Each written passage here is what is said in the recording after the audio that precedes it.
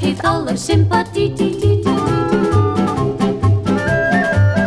Batjare, batjare, zo zucht ieder meisje bij het horen van het wijsje dat Tino fluit.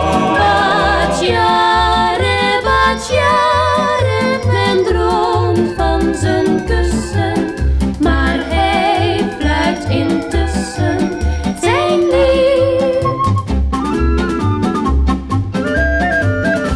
In Napels zijn de meisjes mooi en voor een zoen niet bang, bang, bang, bang, bang, bang.